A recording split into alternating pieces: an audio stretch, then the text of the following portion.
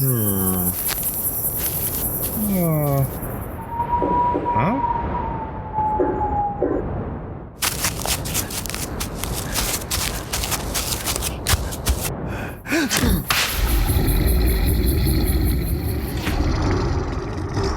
You're listening to Cryptid Clues, featuring your hosts, Taylor Field and Reuben Olson.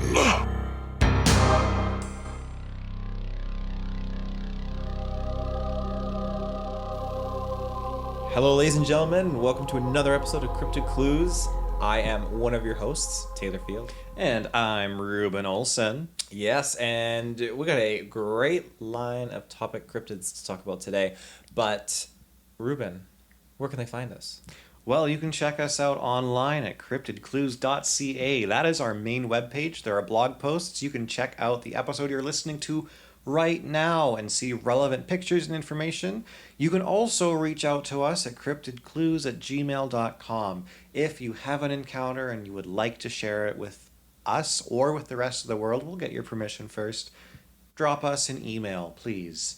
If you want to follow us and help us out, check out our social media on Facebook and Twitter. We'll notify you when a new episode drops. We'll notify you of new content. And if you want even newer content, get exclusive early access and exclusive episodes over on our Patreon. That was flawless. Just gonna shout this out here. That was Reuben's first time doing the plugs, and he nailed that to a T. Oh, yeah. Taylor, what are we talking about today? Well, we bounced around a couple different cryptid topics, and I had one that I was kind of set on a little bit because it's still, we're not in the new year yet. New Year is just around the corner. Christmas just happened. But then I found another cryptid, and I thought, this one is extremely enticing. And this cryptid's name is the Spring-Heeled Jack. Oh, is he going to help us spring into the new year? Oh, absolutely. Now, that name being said, I 100% thought this was going to be like a rabbit cryptid. That's 100% what I thought. When you told me the name of this cryptid, I was like, oh, that sounds lame. Like a jackalope, I think is... Yeah, I kind of thought of like a antlers. jackalope or some kind of rabbit. When I saw the pictures, when you describe its appearance here for the audience, not what I expected at all. Somehow, in my mind, almost a little lamer than a rabbit too, but the details are super interesting.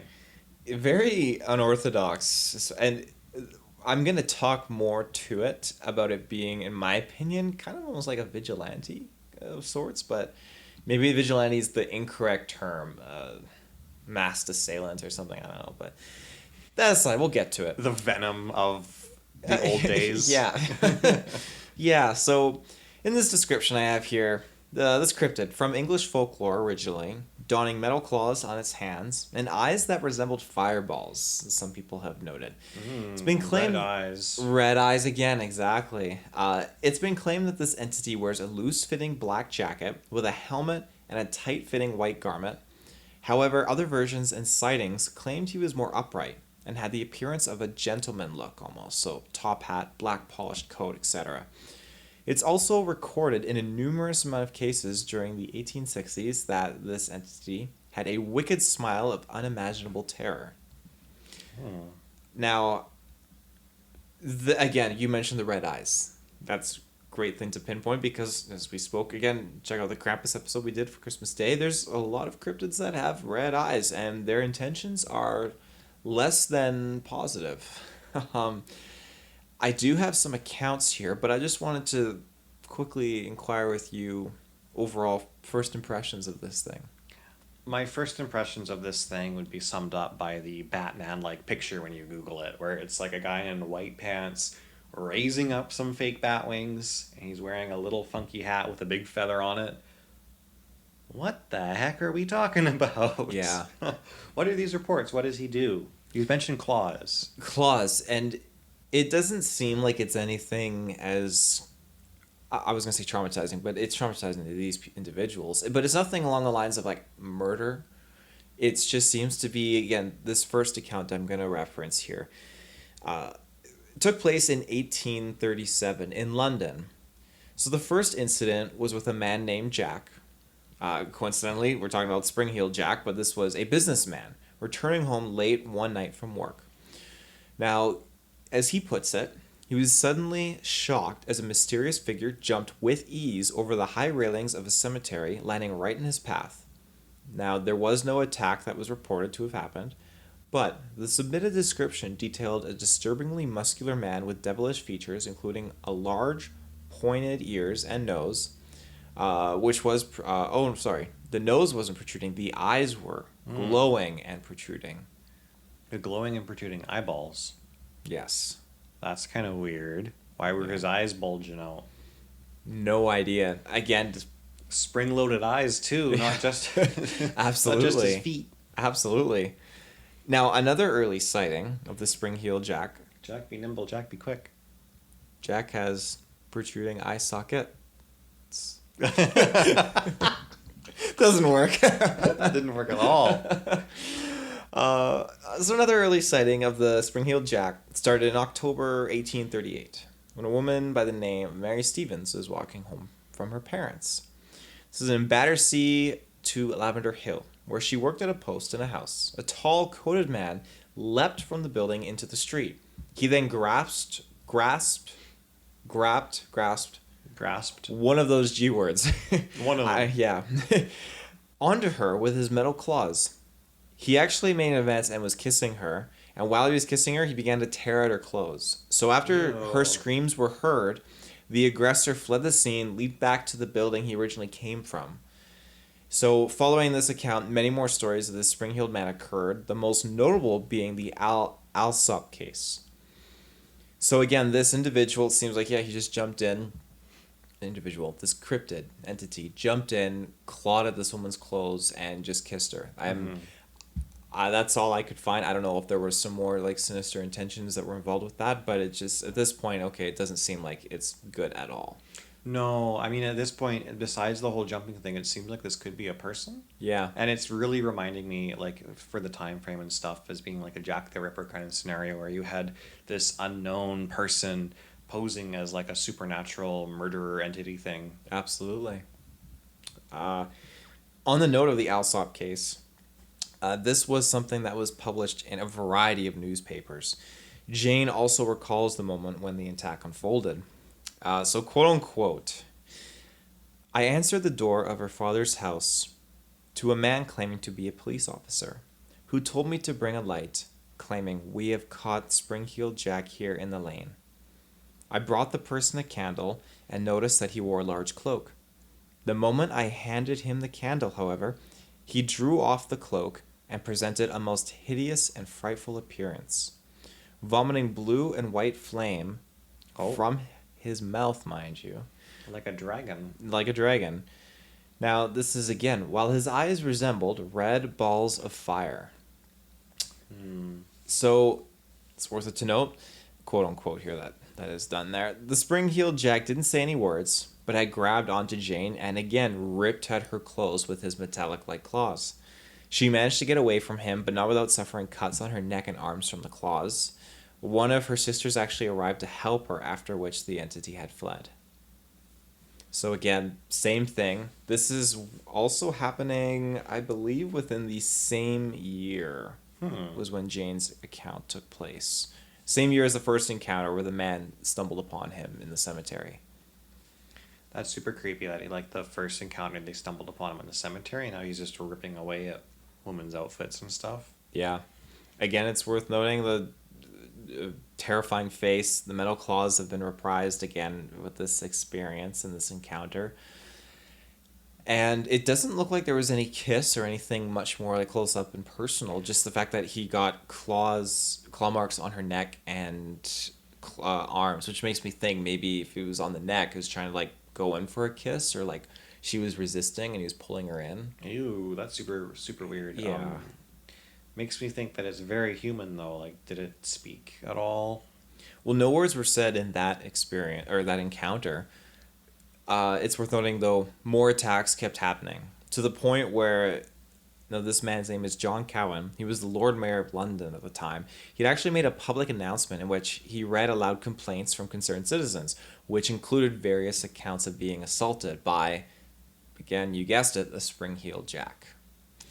And with that, I'm going to jump to a quick ad break. So we'll see you in a minute. And we are back. So, well, after that last account, I'm curious, Reuben, what do you have like thought-wise on that? So far, I'm thinking of very messed up Batman-like individual who I guess was seen jumping really, really well. If you're in a scenario where someone's attacking you or generally frightening you, you might misremember certain events or your mind is going to exaggerate what you saw. So, for a weird, creepy person to be dressed up all scary like to go and attack some ladies and try to rip off their clothes and kiss them, sounds to me like someone was running around in an outfit and they just didn't want their identity to be known. However, can't explain the eyes, can't explain the blue fire, or if there really was excessive jumping, why jumping out of the cemetery, that one first guy that saw him, like, what? Yeah, exactly. It's a lot of what-if scenarios and questions. Modern sightings include witness accounts from the 1970s all the way to 2012. In 2012, I thought, okay, that's pretty recent. That's within the decade. So Sorry, did you say 2012? I said 2012. That is very recent. Yes, considering these first accounts took place in the 1800s. Now, I couldn't find any specific sightings or encounters that were happening in 2012, but some sightings have actually been even accounted for in North America. In 1892, there was, I believe, a 7 to 12 foot tall phantom dressed in all white with horns on its head that was spitting fire. This took place on a street called Raymond Street in Brooklyn, New York. That is the only occurrence I could find that took place there. But could have been, if this is English, Taylor. If this was an individual in a suit, costume, whatever, it could be a copycat. But we'll come back to that later on. I have a section here that's I've labeled as abilities. So, Spring-Heeled Jack. Now, this was an entity that's incredibly quick on its feet. Now, leaving the scene of crimes without a trace. Primary skill was his ability to leap into the air to a significant height, and I say that because where the woman was at her building, this thing jumped down, attacked her, and then jumped back up to the building that it came from, which is pretty impressive. Witnesses actually credit the Jack with the ability to leap over obstacles between 6 and 20 feet in height. Yeah, no normal person could do that at all. No, not unless you had like a bungee or some kind of apparatus pulling you up, helping you. I mean, it is basically dressed as like Batman in some descriptions, so Yeah. could just be like a Batarang type thing. There you go. I jest. After Jane Alsop's attack, he was said to have leaped straight into the air and disappeared. Not even into a building. As a result, many people took this as proof that the Spring-Heeled Jack actually had a supernatural origin. However, this entity did leave proof of a more physical explanation, and that stems from the attack on Mary Stevens. Investigators discovered 3-inch deep footprints near the Clapham Church, each bearing the marks of a spring. What? Mm-hmm. So maybe he was wearing special boots or something. It's quite possible. But then you think he would break his legs when he falls on them too, or accidentally keep jumping. You would have to. Stop. You wouldn't be able to stop. You'd have to land in something. Maybe he had something that he could bounce in and kind of like mellow out to get his shoes off. I don't know, but yeah, I thought that was really interesting. Just in the backyard on like a little trampoline. Like, hold on, I'll stop eventually. Hopefully they don't see this part. Yeah, don't want to ruin the surprise. The discovery was followed on December 30th by descriptions of the residence of Lewisham of a figure wearing a bear skin and sprung shoes that allowed him to jump to and fro before foot passengers. So again, there's more stuff on the spring shoes. The original moon shoes. Yeah, there you go. However, the ability to jump to great heights was not the Spring-Heeled Jack's only ability. Again, referencing the other encounters I just noted here. For both Lucy Scales, another witness, and Jane Alsop said that their attacker was able to conjure forth flames from nowhere. Jane Alsop described how her attacker breathed out a quantity of blue and white flames from his mouth, while Lucy Scales actually described how hers spurted a quantity of blue flame into her face. That actually, as a result, Lucy fell to the floor, unable to see what was going on and frightened. You know, even back then, magicians can do that kind of thing now, or they spit fire out briefly. It's probably something that if a person did have spring shoes and some safe place to land, and they planned out everything very, very well, they might actually be able to get away with appearing like a supernatural entity in some kind of an outfit, have some little packet or something prepped where they could like briefly spit out a flame to spook somebody.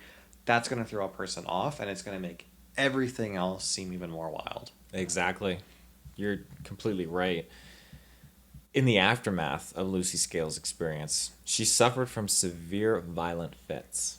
The Morning Post had actually reported on it as well, that the police believed her experience was the result of blowing through a pipe that contained wine, sulfur, and other deposited ingredients that ignited. So, collaborates well with what you were just stating there, magician stuff. This was met with some pushback, however, as not everyone believed science was the answer. So, as far as a motive goes for the spring-heeled jack, it seems like a lot of people kind of came to the same conclusion, that it was simply to cause fear. So much to the point where people didn't even feel safe in their own homes anymore. You know, locking all the windows, closing all the windows, all that fun stuff. I do have a couple of facts. There were Napoleonic soldiers that came together and organized special patrols in the streets to hunt the spring-heeled jack down. This also includes the police, whom were instructed to hunt him down as well. Can you imagine being a part of that force and they tell you to go hunt down some supernatural entity? How would you react to that? What would you do? Would you be like, okay, yeah, I'll go do some patrols around town, make some free money? Or would you be like on the edge of your seat, ready to encounter something that could be way more powerful than you? Well, again, that's the narrative back then. Paranormal things back in the day had such a heightened, I would say, form of belief compared to now.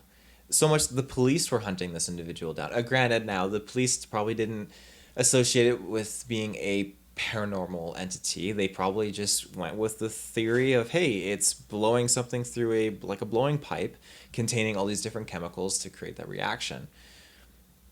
But you make a good point. I mean, I'm sure some of those officers, some of those soldiers probably thought, hey, I do believe it's something paranormal. I do believe it's something demonic. And how do we really know? Do you think Spring-Heeled Jack made that contraption by himself, or maybe he had some outside help? Like maybe he got like an Alfred. Is that where you're going with like this? Da Vinci maybe made it for him while he was making stuff for Ezio. Oh yeah, there you go.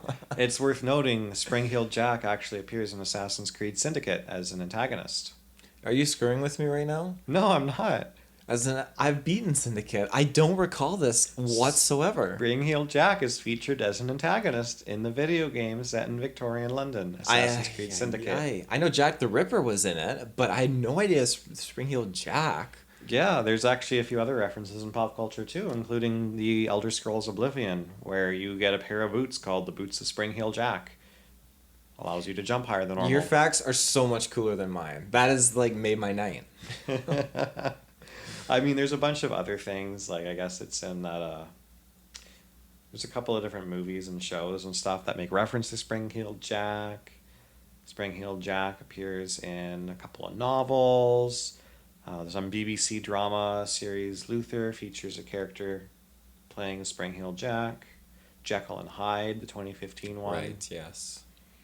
Episode 6 and 7 particularly of that one. I found it interesting, though, that it's in Assassin's Creed. I saw that, and I was like, oh, I gotta find a way to fit that in. That's amazing. Thank you for sharing that. That is just so cool. So, another one of my facts. Some believe this entity was a group of Now, this is a word. Okay, Taylor. Aristocrats? You just blew me out of the water. Aristocratic tricksters. Which, again, it kind of goes hand-in-hand with the magician thing you were talking about. No one was ever convicted for the crimes that this entity committed. So, I guess, obviously, they never found whoever was responsible. Okay, I got a couple more facts. It's rumored there were many copycats that sprouted out since his first appearance. Again, noted what I said earlier, and I imagine it's probably the same thing with North America. Just became a famous kind of thing. Well, on that note, too, I think over in Prague, you have your own version of the Spring-Heeled Jack as well, with a slightly different name. Parak the Springman of Prague. Yeah. Thank you for mentioning that. There are actually a few different names that are actually used in representation of this entity.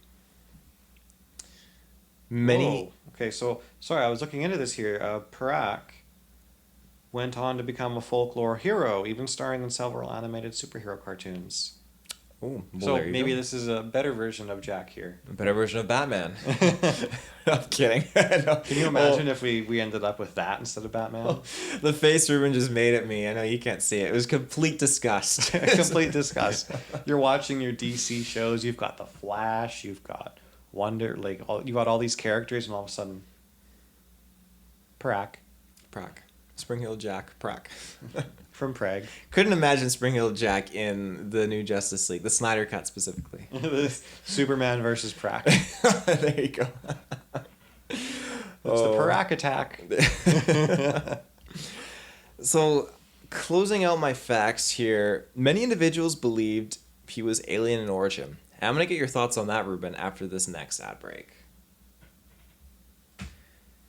And we're back. So, Ruben, I am exceptionally curious what you think about this being alien. Now, you've already put forth your thoughts about it could be a magician, could be pranksters, copycats, but Could be Batman. could be Batman.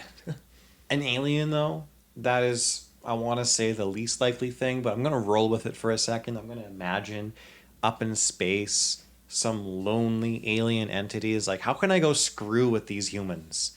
And this alien person's like watching like superhero shows and stuff in the future, and he goes back in time. He's like, okay, let's zip down here. I'm going to see if I'm going to just do this thing. It's a really bad cosplay, but he goes down, and then he sees human woman for the first time, and he's like, oh. And everything goes wrong. There you go. That's my theory. That's your theory.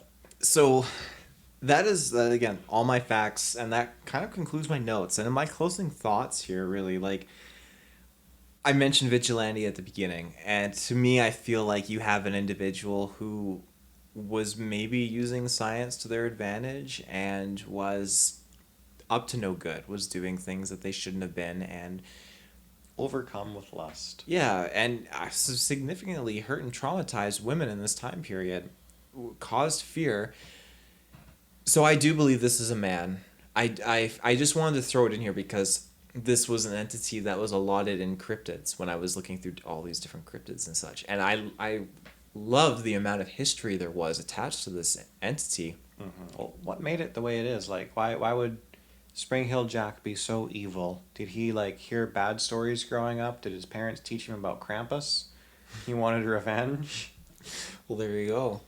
I do find it interesting how it's still associated, though, as much as I believe it is a man, it's associated with some degree of paranormal where it just disappears. Even with spring shoes, I doubt he would be able to jump up to 20 feet. Well, think of Jack the Ripper, for instance. Everyone just assumes or believes that Jack the Ripper was just a murderer. Yeah. It's not a cryptid. But now you have Spring Hill Jack, and to me, Spring Hill Jack is just a person. So even with the red eyes, protruding red eyes, like you could have a mask, but then if you're in the 1800s, well, you're not lighting a candle behind your mask, right? Yeah, no, that one is interesting. Unless he was able to get some kind of reflective Right. surface to make like almost like a lens or something out of that. Just in the right lighting, hey, it looks red. Yeah. This entity just reminds me of something kind of like attached to like a circus where it has like a funky crazy mask walking around like blowing fire kind of thing, which fire blowers are a very real thing.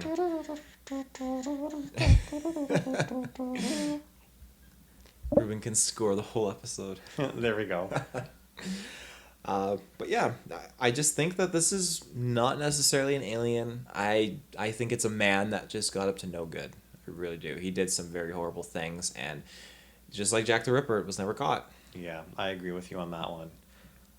You know, out of all the different episodes we've done where we've talked about cryptids, we've had all our different theories, we've had our thoughts that get very, very wild, very, very quickly.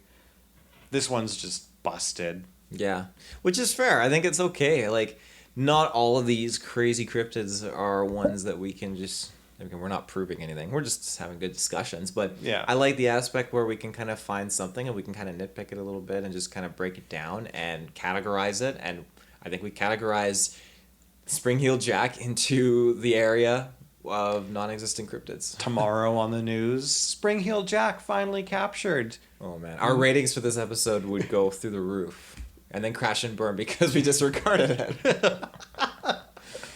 Oh, well, Taylor, thank you for that one. That was a lot of history to learn about the Spring-heeled Jack. You took something that I thought was a rabbit, and you turned it right around. What a thrilling ride that one was. Yeah, well, thank you for listening. It's enticed me so much that I'm going to dive into finding rabbit cryptids, and maybe we can talk about one at some We're going to talk about a jackalope now. Yeah, there you go. But a jackalope. It's just when Spring-heeled Jack finally finds a woman that doesn't turn him away, he elopes. A jackalope. That is the pun of the night right there. Oh my gosh. And then they breed like rabbits. Oh my gosh. Oh, the gift that keeps on giving. I'm going to leave you with that one. Oh, well, there you go, ladies and gentlemen. Thank you for tuning in to this episode of Cryptid Clues. And I hope you have a fantastic new year. We're going to be back bigger, better than ever come January, and we look forward to hearing from you. We sure do. Have a good night, everybody. Bye-bye.